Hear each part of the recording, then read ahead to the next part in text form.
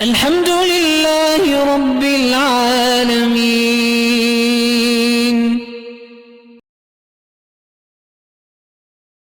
بڑے بڑے لوگ گزرے ہیں صحابہ میں شان والے، لیکن اللہ نے جو حضرت ابو بکر کو فہم دیا، جو حضرت عمر کو فہم دیا، جو حضرت ابن عباس کو فہم دیا، جو ابی ابن کعب کو فہم دیا، جو زید ابن ثابت کو فہم دیا، وہ کسی اور کو نہیں۔ اسی طرح ائمہ اربعہ ہیں، چار امام ہیں، چاروں برحق ہیں، اللہ ان کی قبروں پہ کروڑوں رحمتیں فرمائے، لیکن جو اللہ نے ذکا اور فہم اور سمجھ امام ابو حنیفہ کو دی تھی وہ کسی کو نہیں ملی۔ اللہ کی شان ہے۔ بڑا عجیب واقعہ ایک آتا ہے کتابوں میں کہ حج پہ آئے ہوئے تھے امام صاحب، اور امام شافعی اور امام سفیان ابن عیینہ اور امام اوزاعی اور یہ بڑے بڑے لوگ، یہ سب حج پہ آئے ہوئے۔ تو انہوں نے امام ابو حنیفہ کو پکڑ لیا۔ انہوں نے کہا امام صاحب، اتنا بڑا امام ہو کر، اتنا بڑا مجتہد ہو کر تم یہ کیسے کہتے ہو کہ بھئی مقتدی امام کے پیچھے فاتحہ نہ پڑھے؟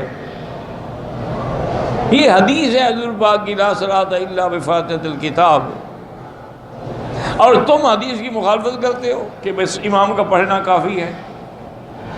ہم آج تمہیں نہیں چھوڑیں گے، اس موضوع پہ ہمارے ساتھ مناظرہ کرو، اگر تمہارے دلائل ٹھیک ہوئے تو ہم تمہاری بات مان لیں گے، ورنہ تم ہماری مان لو۔ اس وقت ضد تو نہیں ہوتی تھی نا۔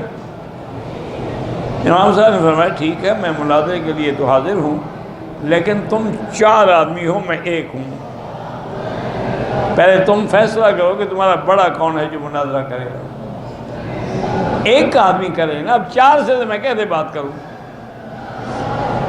انہوں نے کہا جی امام اوزاعی کریں گے۔ انہوں نے کہا امام اوزاعی اگر ہار گئے تم سب ہار جاؤ گے۔ انہوں نے کہا جی بالکل۔ انہوں نے کہا اگر جیت گئے تم سب جیت جاؤ گے۔ انہوں نے کہا بالکل۔ انہوں نے کہا مناظرہ تو ہوگی، آپ کس بات کا مناظرہ کریں؟ کہا کیا مطلب؟ انہوں نے کہا اگر امام اوزاعی کی ہار سب کی ہار بن سکتی ہے، امام کی فاتحہ مقتدی کی فاتحہ نہیں بن سکتی؟ سب چپ کر کے بیٹھ گئے۔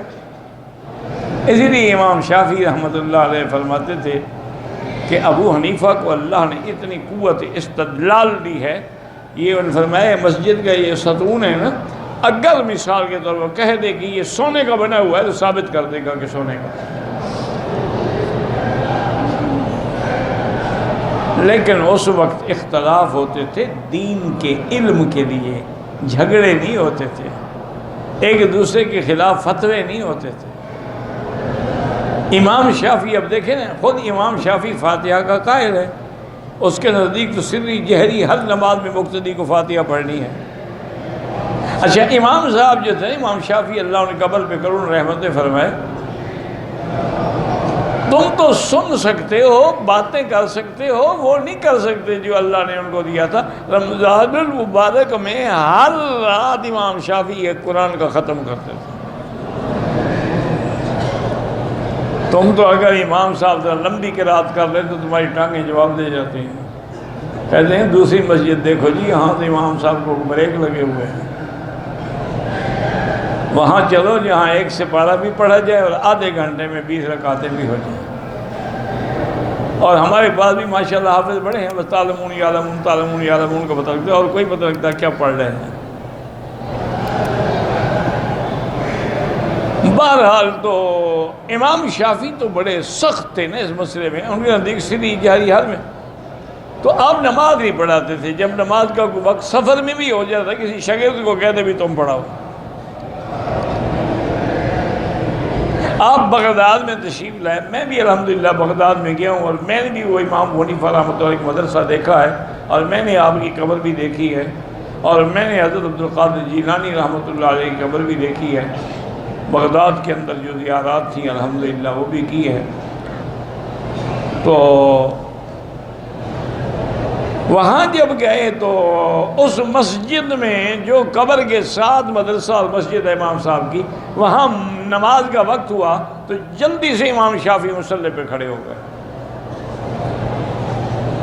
تو طالب اور شاگرد اور سب حیران ہو گئے کہ امام صاحب تو نماز پڑھاتے نہیں، آج کیا شوق ہو گیا ہے۔ اور الحمدللہ اللہ کا شکر ہے کہ آج ہم امام صاحب کے پیچھے نماز پڑھ لیں گے، اتنے بڑے متقی آدمی کے پیچھے۔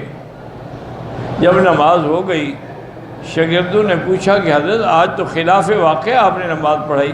فرمایا استحییت من صاحب ھذا القبر، اس قبر والے سے مجھے حیا آیا کہ اس کے نزدیک مقتدی پہ فاتحہ نہیں ہے، اور میں اگر مقتدی بن کے فاتحہ پڑھتا تو اس کے قول کی مخالفت کرتا نا، اس لیے میں امام بن گیا۔ امام کی فاتحہ میں کسی کا جھگڑا نہیں ہے، امام نے فاتحہ پڑھنی۔ یہ ادب تھا، یہ احترام تھا۔